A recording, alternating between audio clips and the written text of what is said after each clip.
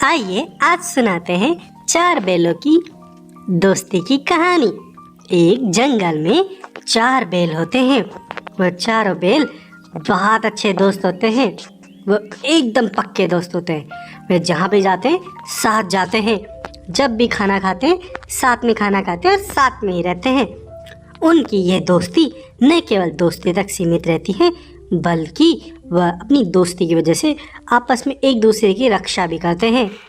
वह चारों के चारों बड़े बलशाली और ताकतवर भी होते हैं। इसलिए सारे जंगली जानवर ये देखते हैं, अरे ये तो बहुत अच्छे हैं, ये तो हमेशा साथ में रहते हैं। कोई भी जंगली जानवर जो इन खाने की इच्छा करे वो इनको खा नहीं सकता, क्योंकि कोई भी इन पर अटैक करेगा ये तो चारों एक साथ मिलकर उस पर अटैक कर देते हैं। तो जंगल में एक तरफ मादा भेड़िया होती है। वह उन चारों को देख के हमेशा ये सोचती रहती है, अरे इनको तो मैं किसी ना किसी दिन खाना चाहूंगी। बहुत स्वादिष्ट होंगे ये, कितने मजबूत हैं, बलशाली हैं। लेकिन मैं इनको कैसे खाऊं?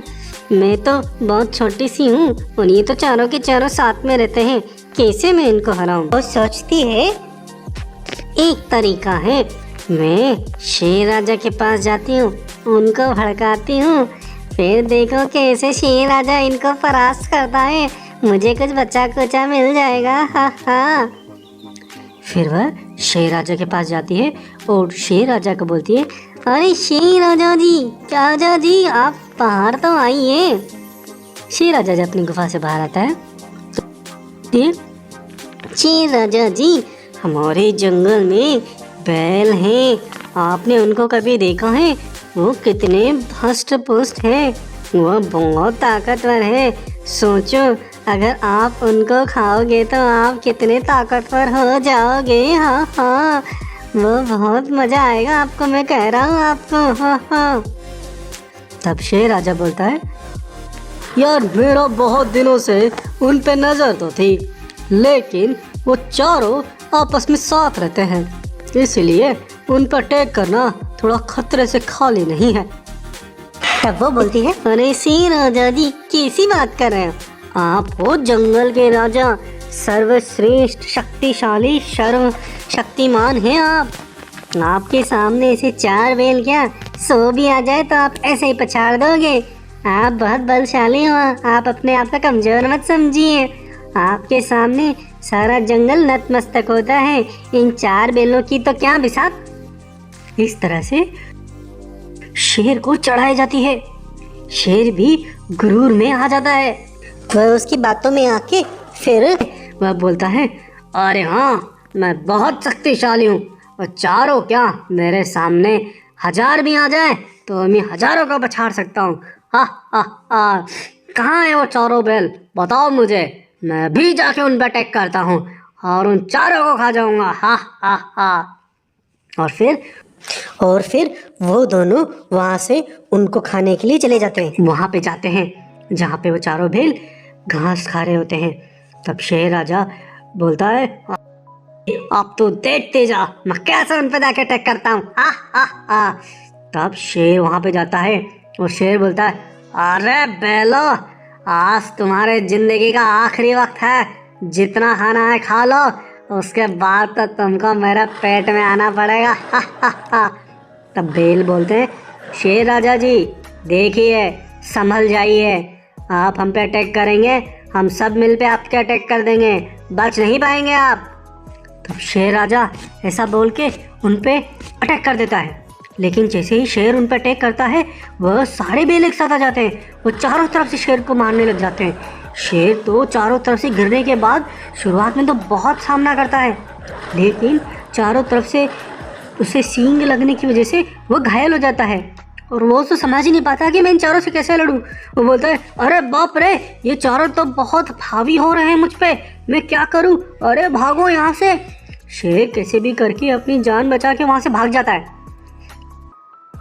अरे धत तेरी की, शेर भी इन चारों बैलों का कुछ नहीं कर पाया, मुझे कुछ और करना पड़ेगा। हाँ, अरे हमारे यहाँ पे जो बाघ है वह बहुत बलशाली है, शायद वो इनको मार दें, लेकिन बाघ क्यों आएगा इनके पास? मुझे बाघ को भी इसी तरह से कोई स्टोरी बनानी पड़ेगी। फिर उसके बाद वो बाघ के पास जाती है और वो बोलते हैं, अरे बाघ जी, आइए आइए, आपको मुझे कुछ बताना है। आपकी जंगल में बहुत बुराई हो रही है। वह जो बेल है ना, वो आपके बारे में बोलते हैं कि आप तो बट्टू हैं, आपको कुछ ही नहीं आता, आप तो एकदम डरपोक हैं। वह बोलते हैं हमारे सामने तो वह जो टाइगर है बाघ, वो तो भीगी बिल्ली बन जाता है। टाइगर एकदम गुस्से में आ जाता है, बोलता है, अच्छा ऐसा कहा उन बेल ने? उन बेल की ऐसी हिम्मत जो मेरे बारे में ऐसा बोले? मैं उनको नहीं छोड़ूंगा। तब आइए आइए, मुझे मालूम है वो कहाँ है, आप जाके उनको मार दीजिए ताकि जंगल में आपका नाम ऊंचा हो सके। फिर टाइगर उसकी बातों में आके उसके साथ चला जाता है। वह जब जाता है वो देखता है चारों बेल पानी पी रहे होते हैं। जैसे वो पानी पी रहे होते हैं तभी टाइगर वहाँ पहुँचता है और बोलता है, अरे बेलो, तुम्हारी हिम्मत कैसे हुई मेरे बारे में ऐसा कुछ बोलने की? मैं तुम्हें अब नहीं छोड़ूंगा। वह बेल बोलते हैं, अरे अभी वो शेर आया था, वो पिट के गया था, अब तुम फिर से आ गए हमसे पिटने। तुमको तो हम अभी पीट देंगे। जब शेर की हमारे सामने कोई बिसात नहीं है तो टाइगर क्या करेगा हमारा? तो टाइगर उन पे झपट्टा मार देता है। लेकिन सेम स्टोरी होती है। चारों बेल टाइगर को चारों तरफ से घेर लेते हैं और उसे सींगों से मारने लग जाते हैं। शुरुआत में सिमिलर टाइगर भी बहुत अच्छा सामना करता है, लेकिन चारों की शक्ति के सामने उसकी कुछ नहीं चलती। टाइगर भी वह अपनी जान बचा के वहाँ से भाग जाता है। वह बोलता है, हे भगवान, ये तो चारों बहुत बलशाली हैं, ये तो इनको तो कोई भी परास्त नहीं कर सकता। बाप रे, भागो यहाँ से। टाइगर फिर वहाँ से भाग जाता है। हाय राम, ना शेर काम आया न ये टाइगर काम आया। अब क्या करूं? इन चारों बेलों की एकता बहुत शक्तिशाली है, इनको बल से तो नहीं हरा जा सकता, छल से ही करना पड़ेगा कुछ। फिर उसके बाद वो मादा भेड़िए अपनी बिरादरी की दूसरे भेड़ियों के पास जाती है। वह उन भेड़ियों को बोलती है, सुना, तुमको पता है ना जंगल में वो बेल कितने हष्ट-पुष्ट हैं? तुमने कभी सपने में सोचा है उनका मांस खाने की? अरे तू पागल हो गई है क्या? वो चारों के चारों जंगल में कितने फेमस हैं। हमने तो अभी सुना कि वो शेर को टाइगर को भी परास्त कर दिए। हम अदनासी क्या कर पाएंगे उनका?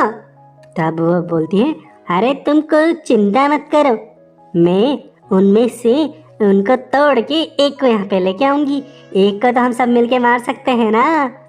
तो बाकी सब बोलती है, हाँ अगर एक हो तो हम जरूर उसको परास्त कर देंगे, लेकिन अगर वो चारों आ गए तो हमारा कचूमा निकाल देंगे।